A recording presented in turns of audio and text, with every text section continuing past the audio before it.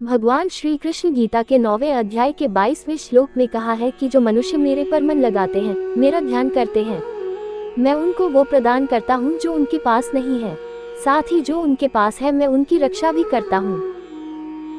प्रत्येक व्यक्ति के जीवन में अच्छे और बुरे समय आते हैं। अच्छे समय की तो चर्चा सब लोग करते हैं, लेकिन बुरे समय के बारे में प्रायः सभी चर्चा करते हैं। अक्सर लोग कहते हैं कि मेरा समय बहुत खराब चल रहा है, समझ नहीं आ रहा कि क्या किया जाए, कैसे अपने बुरे समय को अच्छे समय बदलूं।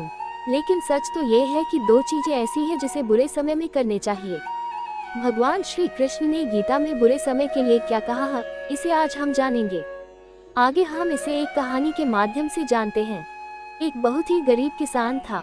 वह था तो बहुत गरीब, लेकिन मेहनती और खुश था। वह रोज सुबह उठकर मंदिर में जाकर केवल 10 मिनट भगवान के आगे हाथ जोड़कर प्रार्थना करता था। उस किसान की पत्नी भी हर रोज उसके साथ मंदिर जाती थी।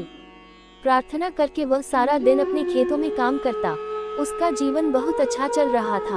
अपनी मेहनत से वह कुछ ज्यादा तो नहीं कमा पाता था, लेकिन फिर भी जितना भी कमाता था उसमें से कुछ पैसे लोगों की भलाई में लगा देता था।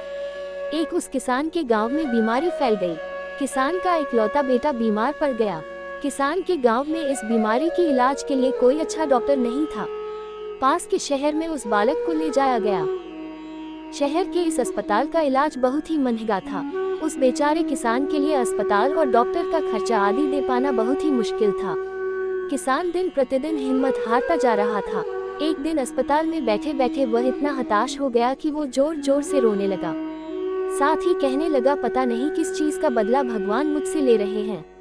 कभी वह खुद को कोसता तो कभी भगवान को, लेकिन किसान की पत्नी को भगवान पर अटूट विश्वास था। लेकिन किसान को आशा की कोई किरण नजर नहीं आ रही थी। अस्पताल की कुछ दूरी पर ही मंदिर था। किसान की पत्नी हर रोज उस मंदिर में प्रार्थना करने जाती थी, लेकिन किसान का मन प्रार्थना करने का नहीं करता था। डॉक्टर ने उस किसान से कहा, बच्चे के इलाज के लिए 10,000 रुपए की आवश्यकता है, पर किसान के लिए इतनी बड़ी रकम इकट्ठा कर पाना मुश्किल था। किसान की पत्नी अब भी मंदिर जाती थी। वह भगवान के आगे हाथ जोड़कर प्रार्थना करती कि उसका पुत्र ठीक हो जाए। एक दिन मंदिर में एक सेठ आया। उसने किसान की पत्नी को कहा कि उसने किसान की बात उस दिन अस्पताल में सुनी थी। सेठ को बातों ही बातों में पता चला कि किसान को 10,000 रुपए की जरूरत है। इस पर सेठ ने अपनी जेब से 10,000 निकाल कर देते हुए बोला कि उसके पास इतने रुपए ही हैं।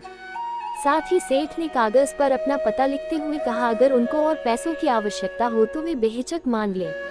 महिला ने उत्तर दिया, इस कागज की कोई आवश्यकता नहीं है। वो जानती है कि ये पैसे उसको किसने भेजवाए हैं। जिसने उसे ये पैसे दिए हैं वो परमात्मा उसका हमेशा ख्याल रखेंगे। इस कहते हैं अटूट विश्वास। ये सबसे जरूरी चीज है जिसे हम अक्सर खो देते हैं। भगवान श्री कृष्ण गीता के 9वें अध्याय के 22वें श्लोक में कहा है कि जो मनुष्य मेरे पर मन लगाते हैं, मेरा ध्यान करते हैं, मैं उनको वो प्रदान करता हूँ जो उनके पास नहीं है। साथ ही जो उनके पास है मैं उनकी रक्षा भी करता हूँ।